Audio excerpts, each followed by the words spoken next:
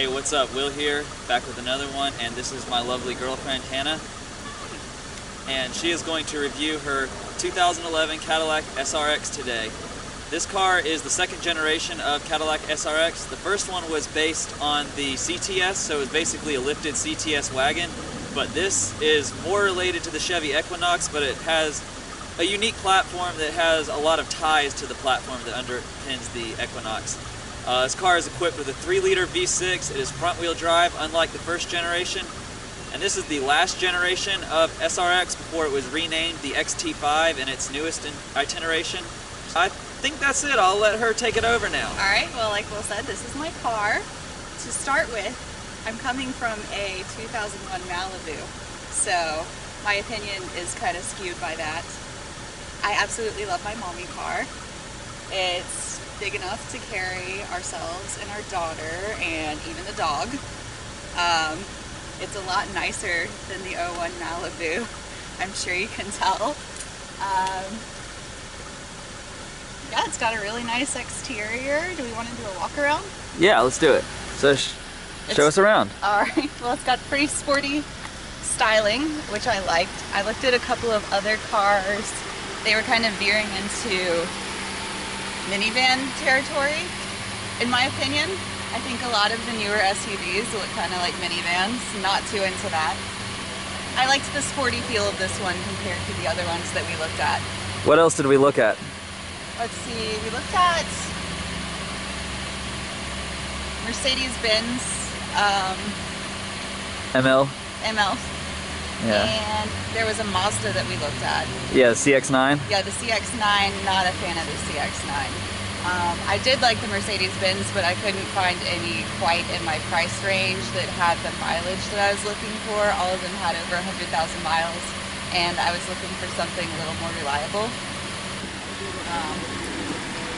There are a couple of exterior boo-boos on my car. The most recent one here, I don't know if you can see that. I was driving down 485 and got a little crack in my windshield. And when I bought the car, I had this going on here, but it didn't bother me too much. Not a huge deal. These hubcaps here, they don't bother me terribly, but Will is not a fan. He's gonna help me replace those. The real rim is on there. I don't know why the previous owner put these things on here. It's the only reason we haven't removed them is because the center cap is missing, so we need new center caps, but we'll get those real soon. Yep. Take us to the back. Yeah, come check out the back. Again, got the sporty styling. You can't see from outside, but there's a backup camera. And there's also sensors to help me with parking. I am not the world's best parker, so that's a big help. Alright. I think that pretty much sums up the outside, don't you think? Yeah, that pretty much sums it up. You want to start with the interior? We start with the trunk right here? Yeah. Since we're right here already. Has a automatic thing from the key fob. Very nice. We've got quite a bit of cargo space here. And we have a child in there making noise. Yep. But the AC is on, everybody. Don't worry about it. Yes, and we're standing right here.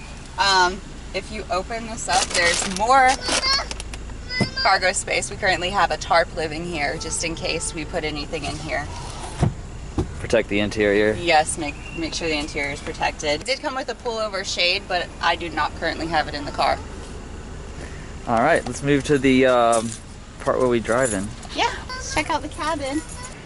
All right, tell us about the interior a little bit. I love the interior of this car. I love the leather seats. They're heated.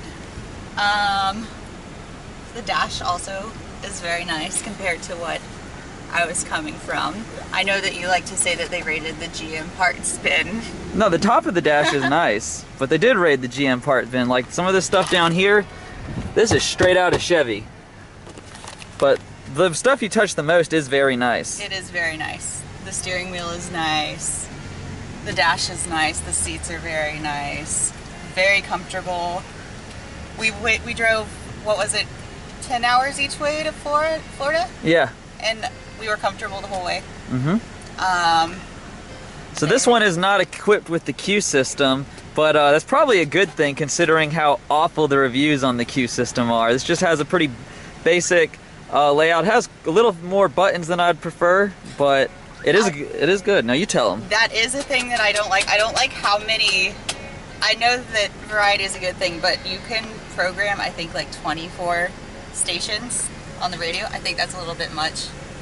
It's a lot to go. Are there even 24 stations in the Charlotte area? Probably, but I don't use that many. Who does? No, I don't like that it's not compatible with Android. It is compatible with iPhone now. It's compatible with Will's phone. It's not compatible with my phone. So if you hook it up, it's not gonna play. You gotta use the auxiliary cable. Yeah, you have to use the auxiliary cable, or I have to use the auxiliary cable. I love the panoramic sunroof. Would you open it? I'll show you. That is very nice. Our daughter likes it too. She loves looking out and looking at the sky. Do you like the sunroof? She likes it. Open it up there so you can get the full effects.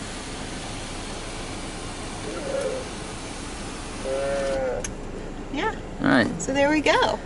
All right, let's close it up before we let too much AC out. I have the door it is open. very, very hot and humid today. And just to throw it in there, back seat, plenty of space. Lots of room for all the toddler Mess. accessories. All right, you want to go for a drive? Yeah, let's go for a drive. So this is a pretty smooth ride, even in Gastonia with the terrible streets. And the run flat tires that are on the car. I haven't really noticed a difference between regular tires and run flats. But you haven't had regular tires on this car either. No, but I mean, I was coming from regular tires, so.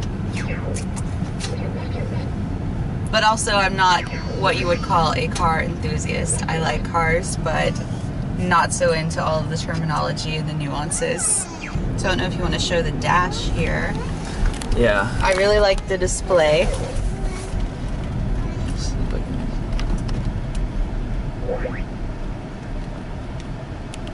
I really like that digital speedometer too, and it has a menu that can tell you just about everything about the car you could think of. It tells way more things than my BMW does. Then you can get engine temperature, like oil temperature, I don't know, all sorts of stuff off that dash. Oh yeah. All the service intervals. Right now it's reminding us that we need an oil change, but we're doing that on Monday. So when this video airs, that'll have already been done. All right. Well, we're sitting still right now. But I think that it steers pretty smoothly. I don't know what you think about it. I don't like electric power steering. It doesn't give you much feedback, but it is pretty direct, and for being a car this big and heavy and front wheel drive, it doesn't understeer a whole lot. I mean, it does a little, but most people who are buying this car aren't going to be pushing it to the limits. No. No, this is definitely a mommy car. So what about acceleration? How does it do in that department? It accelerates really well. It's rated at 265 horsepower from the factory. I don't know if that means anything to you. My car's rated at 230. So that's a pretty decent amount of horsepower. I like that I can, since I commute to Charlotte, well, Mint Hill really, I like that I can easily merge onto and off of the highway without feeling like I'm gonna get splattered. It's always a good feeling. Yes, yes. So I think it accelerates well. It's very responsive. It is. It's even more so responsive in the sport mode, but she doesn't like to use it. No, I don't like to use it. What about stopping power? How does it stop this thing? It weighs almost 4,000 pounds. I do wish the brakes were a little bit more responsive. They're fairly responsive. They're not dangerous by any means. They're not dangerous. They're on par with cars that I've had in the past, but I don't necessarily want for them to be as hard as the Beamer, but it would be nice if they found a middle ground. Yeah, if there were a middle ground. It does have a very soft. So what about driving around in, city traffic with this thing? Not highway, but just city. City traffic, it does pretty well. I don't really have any complaints. It is a little difficult to overtake people sometimes. Like if I get stuck behind a city bus, I'm waiting for people to pass me and the city bus. But otherwise, it drives pretty well. I haven't had any issues with it so far. Talking about as far as reliability? Right. Yeah, it's coming up for its 90,000 mile service, which isn't much. I think it's just engine air filter, cabin air filter, and transmission fluid, and an oil change, which all of those except the transmission fluid would probably be done by the time this video airs, so Yes. Transmission fluid will be the only thing left. Yes. Now you did have that issue where the car was in limp mode Yeah. that one time, but it seems to have been an anomaly. Yeah, I think the computer just tripped up. Yeah. We have a video for that. You can check the card that's going to flash right above right now. All right. Well, thank you so much for checking out my car. If you like this video, give it a thumbs up. If you haven't yet, you should definitely subscribe, and see you in the next one.